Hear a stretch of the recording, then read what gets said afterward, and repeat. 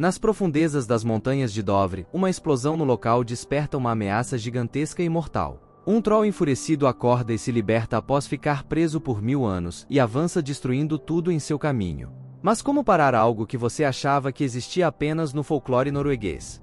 Inscreva-se, deixe o like e não esqueça de comentar qual filme vocês gostariam de ver por aqui. Começamos com pai e filha escalando as colinas de Troll no oeste da Noruega. Após chegarem ao topo, Tobias conta à filha Nora sobre o folclore dos lendários Trolls. Aparentemente, essas criaturas míticas vagaram na Terra há milhares de anos. Tobias, um renomado folclorista, acredita que os Trolls ainda vagam pelas montanhas, e sua filha é fascinada por isso. 20 anos depois, vemos que Nora trabalha como paleontóloga. Após trabalhar por quase 6 meses em um sítio arqueológico, ela finalmente descobre um fóssil misterioso e comemora sua recente descoberta com sua equipe. Nas proximidades das montanhas Dovre, está ocorrendo a construção de uma estação de metrô. Os trabalhadores estão ocupados perfurando a montanha e instalando explosivos para criar uma passagem. Enquanto isso, uma multidão de ativistas protesta contra a construção.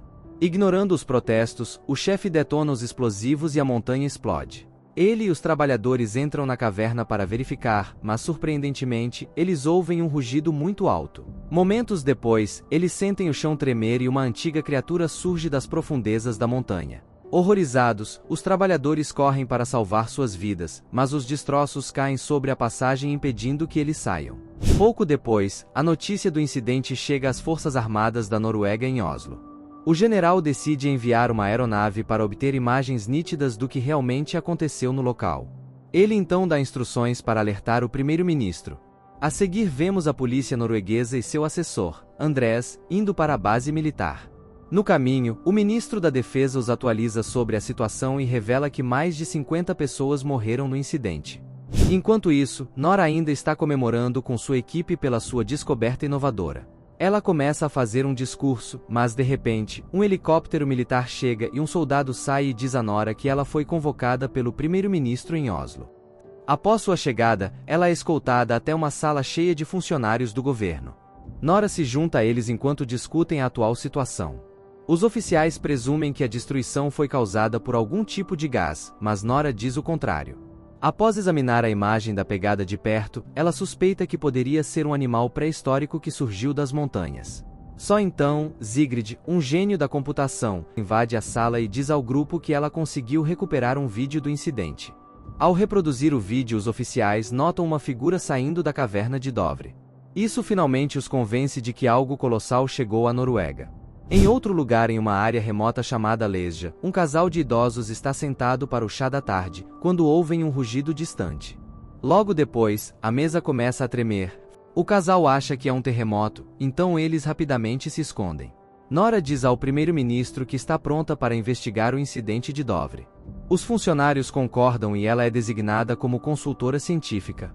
Após a reunião, Andrés informa Nora sobre o incidente em Lesja e os dois voam de helicóptero até o local. Durante o voo, Andrés se apresenta adequadamente e pergunta a Nora por que ela se tornou paleontóloga. Ela responde que desde criança sempre amou a natureza e diz que seu pai era um especialista em folclore, mas acabou perdendo o contato com a realidade. Assim que Nora e Andrés chegam ao local, eles são pegos de surpresa pela destruição. Eles são recebidos pelo capitão Crisol, que os informa sobre a situação, explicando que a criatura continuou sua trilha 3 km ao sul nas montanhas. Mas embora eles tenham feito uma varredura na área, eles não conseguiram encontrar nada. Em seguida, o trio entrevista o casal de idosos, ainda abalados pelo incidente.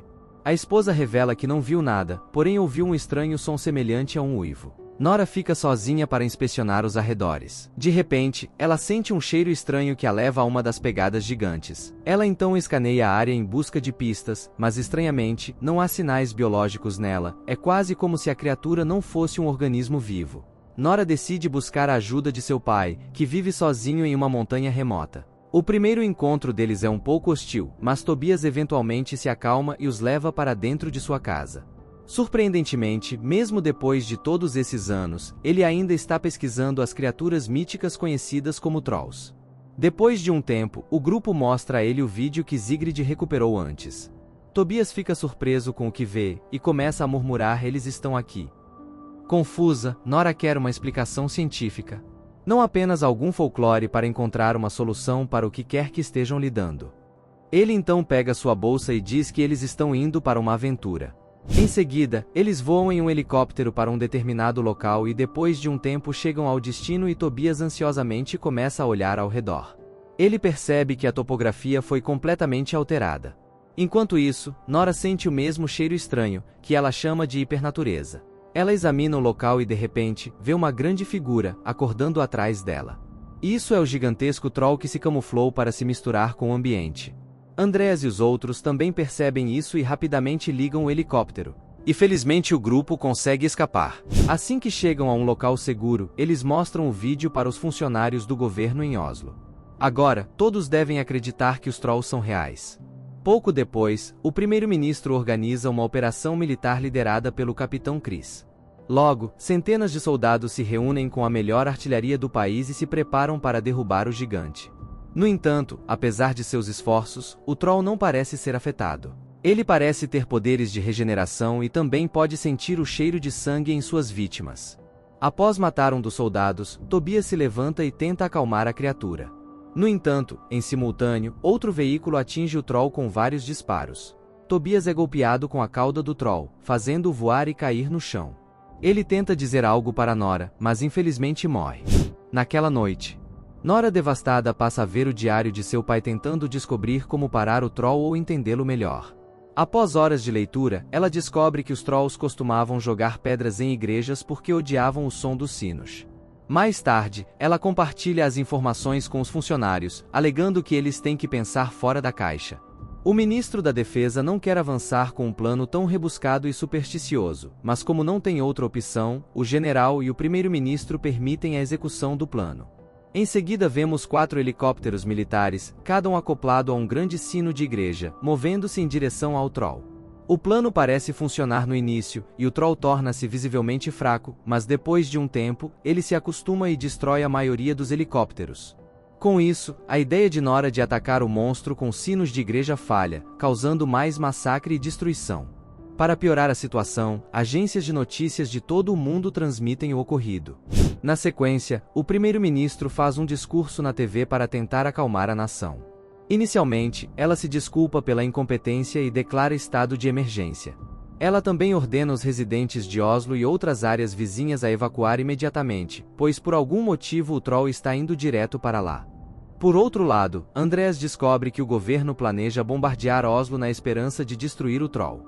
Nora ainda está arrasada por não ter encontrado uma solução para o troll e decide dar uma última olhada no diário de seu pai até que ela encontra uma pista. Ela percebe a palavra Sinding escrita várias vezes no diário. Ele, aparentemente, é uma das pessoas mais ricas do país. Ao ouvir isso, Nora insiste que eles deem a volta no carro e voltem, acreditando que uma pista está no Palácio Real em Oslo. Depois de um tempo, eles chegam ao palácio e se encontram com Rikard Sinding, que também parece estar esperando por eles. Acontece que Tobias estava certo o tempo todo. Essas criaturas míticas realmente costumavam andar pelas terras do país. No palácio, Nora e Andreas são levados para as profundezas dos túneis subterrâneos, onde Sinding revela que ele e os outros funcionários destruíram a vida de Tobias para proteger seu segredo.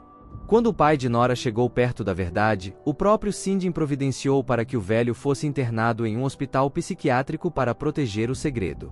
E esse segredo passa a ser os restos mortais do esqueleto de uma família de troll subterrânea.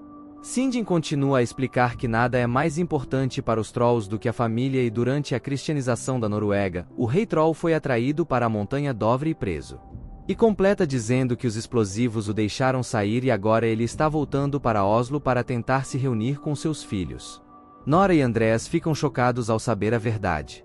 Eles ficam ainda mais apavorados quando veem os restos mortais da família Troll.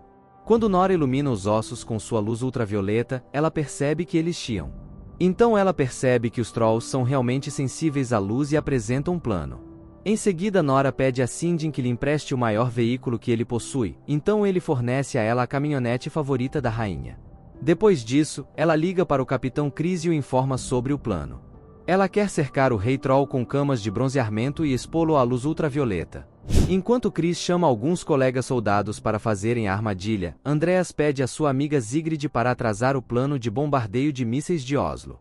Felizmente, Sigrid acabou se revelando um gênio hacker e conseguiu impedir que o avião de combate disparasse mísseis contra a criatura. Com Oslo ainda intacta e o plano ainda bem vivo, Andreas e Nora entram em ação.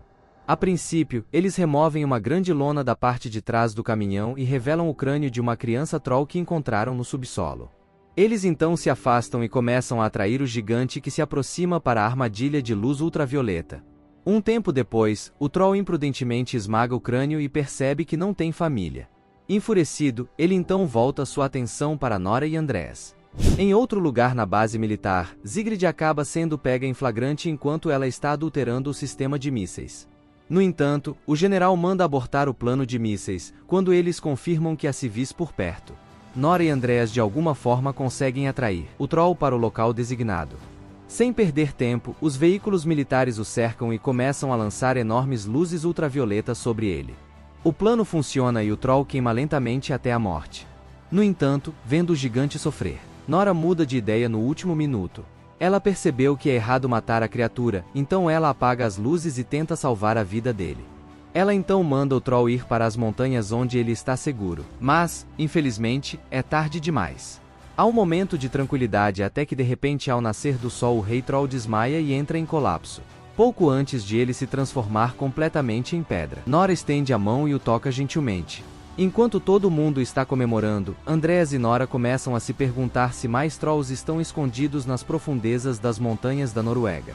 Nora então decide que eles devem chamar essa área de Tobias Boulder. Na cena final, o filme mostra a montanha Dovre, onde podemos ver um monte de pedra se movendo.